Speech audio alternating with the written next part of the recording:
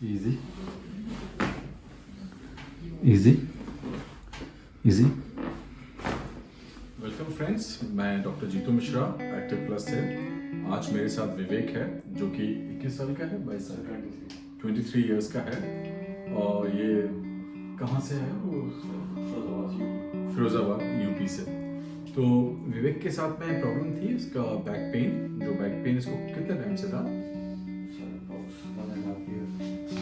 1.5 साल से back pain था। तो क्या क्या कराया आपने? तो मैंने फिजियोथेरेपी भी करा के देख लिया, एडजस्टमेंट भी करा के देख लिया। लगातार 1.5 साल से एडजस्टमेंट चल रहा था, लेकिन कोई प्रॉपर वो नहीं था जैसे अगर फ़ायदा मिल गया एक तरीके से, लेकिन सब करा के देख लिया, कोई फ़ायदा नहीं था। आज आपको कितना टाइम हो गया यहाँ पे? सर 6 डेज हुए हैं। कितना फ़ायदा हुआ है? सर कह सकते हैं कि बिल्कुल अप्रॉक्स 80%। सो फ्रेंड्स, मैं ये बताना चाहूँगा कि हमने जो भी ट्रीटमेंट किया है उसमें कपिंग, नीडलिंग और एडजस्टमेंट ही किया है। और जो हमने पता किया असेसमेंट, जो कि शायद किसी ने इसके केस में ध्यान नहीं दिया, वो उसके फ्लैट फुट थे, जिसके लिए हमने इंसोल बना के दी। और उस इंसोल से उसके आर्चेस फॉर्म होना स्टार्ट होंगे। हम 6 महीने बाद दोबारा असेसमेंट करके इसके डीमोल्डिंग ऑफ इंसोल करते हैं ताकि और ज़्यादा आर्चेस डेवलप होना चालू हो जाए। शायद यही वजह है कि जिसकी वजह से इसका बैक पेन जैसे ही आर्चेस देने से ट्रांसमिट होना स्टार्ट हुआ। अदरवाइज उसका सारा प्रेशर बैक पे आता था। और आप इसकी शेप भी देख सकते हैं, फ्लैट फुट वालों में किस तरह की एक सिलेंड्रिकल स्ट्रेट शेप बन जाती है। कमर से लेके कंधे तक सब एक लाइन में आते हैं कंपेयर टू जिनके आर्चेस होते हैं। और व्यूअर्स को कुछ और बताना चाहूँगा कि आपका मेरा जो पूरा 6 डेज का जो भी था वो काफ़ी बेस्ट रहा, क्योंकि अगर जैसे देखा जाए मेरा 1.5 साल की जर्नी थी, उसमें कोई रिलीफ नहीं था। एक तरीके से वो एडजस्ट करते थे, उनका एडजस्टमेंट होता था, घर जाना, फिर से पेन स्टार्ट हो जाना। तो एज अ मेरा जो प्रोफेशनल बॉडी बिल्डिंग है उसमें कोई प्रॉपर फ़ायदा भी नहीं था। और मुझे वो जो कैरी करना था उसी चीज़ को, जब से मैं सर के पास आया था, जीतू सर के पास, विद इन 6 डेज मुझे प्रॉपर फ़ायदा होने लगा। 80 to 90% का फ़ायदा होने लगा है, तो मैं अपना प्रोफेशन कैरी कर सकता हूँ। तो आप कैसे आए मेरे पास?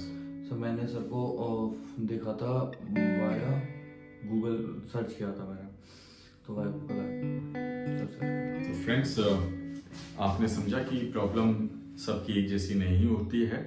और जिनके काफ़ी ज़्यादा क्रॉनिक पेन्स होते हैं, जो बहुत टाइम से सफ़र कर रहे होते हैं, तो ऑफ कोर्स जहाँ पे भी आप ट्रीटमेंट कराने जाते हैं वो भी अपनी तरफ से बेस्ट करने की कोशिश करते हैं। लेकिन प्रॉब्लम ये रहती है कि अंडरस्टैंडिंग ऑफ मैकेनिक्स या बैक पेन कि बैक पेन क्यों हो रहा है, उसको ट्रीट करेंगे आप तो जल्दी से ठीक होंगे, बजाय सिर्फ मेडिसिन लेने से या कोई एक पर्टिकुलर या 2 मशीन लगाने से।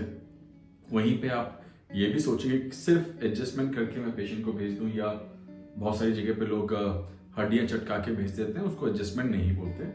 एडजस्टमेंट एक पूरी डिफरेंट साइंस है, टेक्निक है, जहाँ पे आप जो चीज़ें अटकी होती हैं जॉइंट्स को, जिसको सबलक्सेशन बोलते हैं, जब तक कि आप उसको मूव नहीं करेंगे, उस जॉइंट पे प्रेशर नहीं डालेंगे, उनको एक्टिवेट नहीं करेंगे, तब तक आपकी प्रॉब्लम ख़त्म नहीं होगी। आइए मैं आपको अब एडजस्टमेंट दिखाता हूँ इसकी। तो पहले ये मैं आपको अब एडजस्टमेंट दिखाता हूँ इसकी। तो पहले मेरी तरफ टर्न कर लेंगे।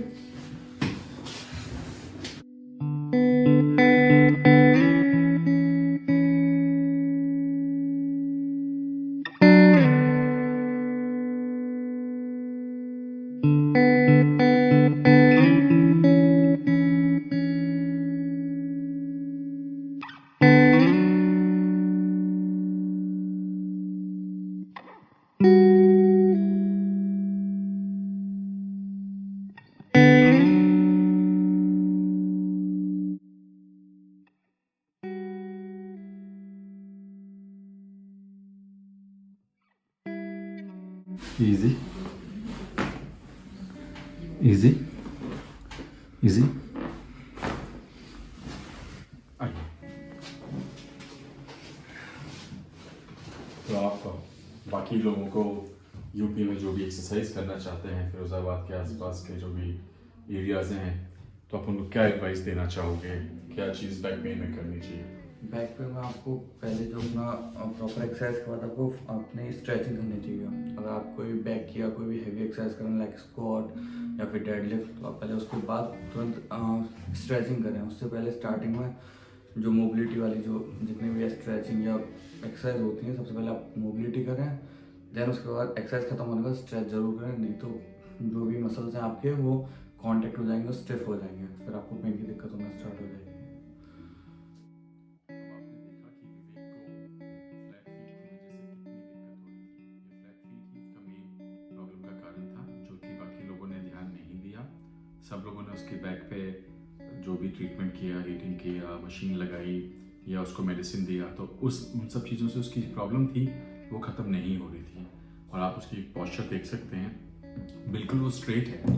जब आपके पाँव फ्लैट होने लग जाते हैं तो आपका जो वेट डिस्ट्रीब्यूशन है वो भी बिल्कुल सिलेंड्रिकल यानी स्ट्रेट शेप में जाने लग जाता है, और आपके बैक के, आपके गर्दन के, आपके स्पाइन के आर्चेस कर्वेचर खत्म होने लग जाते हैं और स्पाइन आपस में एक दूसरे पे जुड़ते हुई चली जाती है। इसी की वजह से स्पाइन में लचक बिल्कुल कम हो जाती है और एक कंटिन्यूस सा डल एकिंग पेन आपकी पूरी किसी को गर्दन में, किसी ज़्यादातर लोगों को लोअर बैक में रहता है। उसी की वजह से सारी प्रॉब्लम रहती है। और क्योंकि हमारे पास फुट असेसमेंट की मशीन है, हम फुट असेसमेंट करते हैं, पॉस्चर असेसमेंट करते हैं और हम ये देखते हैं कि कहाँ पे क्या चीज़ प्रॉब्लम है। जब हमें ये पता चल जाता है कि उनकी ये प्रॉब्लम है, हम उनको बताते हैं कि इसी चीज़ को हमें ट्रीट करना है, और उस ट्रीटमेंट की वजह से ये लोग सबसे ज़्यादा जल्दी ठीक होते हैं कंपेयर टू सिर्फ हम सुपरफिशियल मसाज या एडजस्टमेंट करते रहें। क्योर तभी होगा जब आपके पास में सही कारण होगा पता करने का कि ये चीज़ क्यों हो रही है। सिर्फ ये समझ लेना कि मस्कुलर है या बॉडी का पॉस्चर खराब है, ये इनफ नहीं है। साइंस इससे भी ज़्यादा आगे की है। अगर सिर्फ इतना समझने से ट्रीटमेंट होता तो सब लोग अपने आप घर पे ट्रीटमेंट कर लेते हैं और सारे ही डॉक्टर्स काफ़ी कुछ कर सकते नहीं। कुछ लोग इन सब चीज़ों को काफ़ी अच्छे से समझते हैं। कुछ लोगों की प्रायोरिटी में मैकेनिक्स, उठना बैठना या एक्सरसाइज करने वाले यंग बच्चों के लिए किस तरह की एक्टिविटीज़ और एक्सरसाइज इंपॉर्टेंट है वो एडवाइस देना बहुत ज़रूरी होता है। सो फ्रेंड्स, आपको अगर हमारा कंटेंट अच्छा लगता है तो please keep watching, subscribing, hit the bell icon if you want to have more regular updates and share as much as possible with all the friends. Thank you.